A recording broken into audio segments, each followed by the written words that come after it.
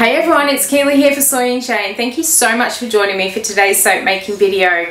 We are going to go and make a rainbow soap. I've got some Rainbow Sherbet in from off of the fragrance shed, and I have to say it is one of the best versions of Rainbow Sherbet I have ever smelled, and it has held so well in the soap. It smells just as good in the soap as it did in the bottle. I decided I was going to do this one doing some little mini drop pours in it just to try and get some rainbow drops going. Let's go and see how I make it. Okay, so let's get into making this soap. This is going to create me lots of washing up, but I think it is going to be well worth it. I have got my oils and my lye water here. Let's mix them up together and then we'll start splitting it out for the colours.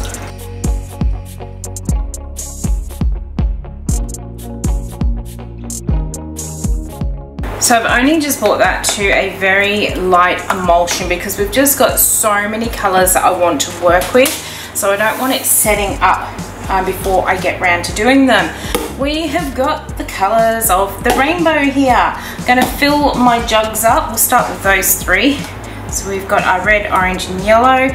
I'm going to go about just past the halfway mark and try and get them all to be the same.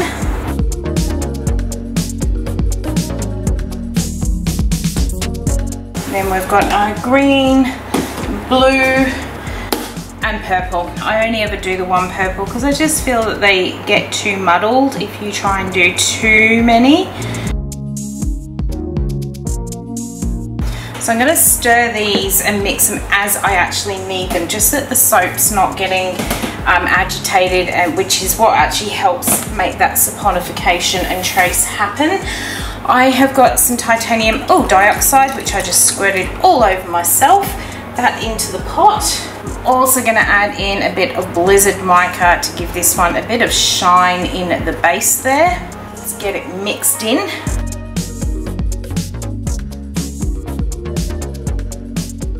So there's my whites all done up. Here is my fragrance oil. Actually, let's get our stick blender out the way. I will need my stick blender for my red because I find I've used really red mica, I think the really red, and I find that it does need that mixing to get it to disperse nicely. So let's pop that in our red color. I'm going to add in my fragrance oil, and I'm using some Rainbow Sherbet, which I have had from off of the Fragrance Garden, and it is perhaps one of the best Rainbow Sherbets I have ever smelt. And I've smelt various ones, including the one from off of Nature's Garden. I once had that through, I believe it was the Fragrance Shed that I got it from them. This one just seems to have so much more pop and zing to it. Really fruity and really sherbety as well. It's here in Australia, we don't tend to get the fragrances that have that real bubbly sensation in the nose, which I love. If you've ever smelt Elf Sweat from off of Nature's Garden, that would have to be one of my all-time favorite sweet ones, because when you smell it, it's like you've got bubbles running up your nose. It's just absolutely sensational. But this is probably the closest you can actually get to a feel, like a feel of a fragrance, not just a smell. You kind of really feel that sherbety, bubbly texture to it. It's really good. Anyway, let's pour all of this white into the bottom, and it's staying nice and fluid. Look at that. I don't know if I want to save any or not. I won't save back too much because I think by the time we get to the top this may have set up a bit too much, but we'll see. Let's pour most of that in. Alright, I am going to work from the purple up through the rainbow. So what we've got is our purple one here. I've already dispersed my mica in some oil to make sure that it just like mixes into my soap well. So we'll give that a really good stir.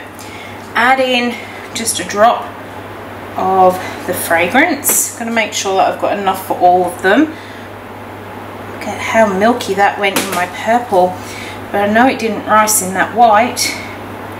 I know it's behaving, it's just tricking me. And what I'm going to do is drop all my colours. So I'm going to work from the purple, I'm going to drop it in, and then I'll get my blue, drop it in, and we'll work back through green and the rest of them. Hopefully get them in the right order, but I don't think it's going to be too detrimental if I don't. It is playing beautifully. I can probably afford to stick blend it just a little bit, but I'm not going to. In fact, I will, because I can just see a little bit of oil trace on the top there. So let's get that out of the red. It's not going to need much because I want it to stay nice and fluid to do this drop pour with. That should do. I'll pop that into the blue. And then let's drop this in here. Trying to make sure I get it up into the corners so that even the end bars have that bit of colour. And there's that one. Let's move on to the blue.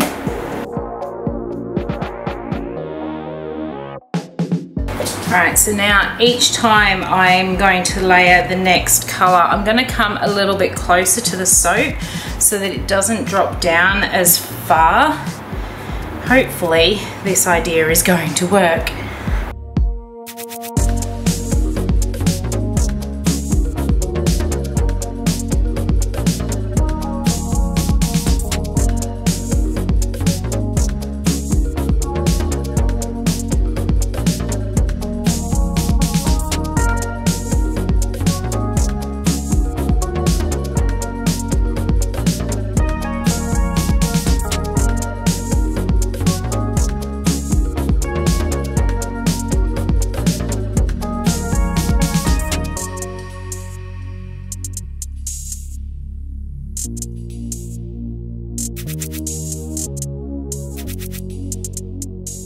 Okay, so it is in the mold. I'm going to put over some holographic biodegradable glitter, so it's got all the colours of the rainbow in there. I'm going to really glitter the top up because why not? It's rainbow soap and it's Rainbow Sherbet. Alright, so there it is. There is my Rainbow Sherbet soap. Going to leave it sit overnight. We'll be back very shortly and we'll cut it open and see what drop swirl we got in this one. Okay, so we are ready to cut into Rainbow Sherbet and I am really looking forward to cutting into this one. I had to leave it for about 4 days before I could unmold it because I did forget to put sodium lactate in it. However, unlike the basil, sage and mint one that I did where I also forgot to put the sodium lactate in, this one was easier to get out because I put it in when it was at a much thicker trace than what that other soap was, and that does make a huge difference to how quickly you can unmold your soaps, or I find it does with my recipe. If I pour a soap and it's really fluid, it always needs an extra day before I can actually unmold it. So this one did come out the mold a lot better, so I haven't damaged the ends, meaning I can cut myself 18 bars and just almost through. Thonk. Alright, I'm going to start at the end here. Oh wow, look at that! That is awesome!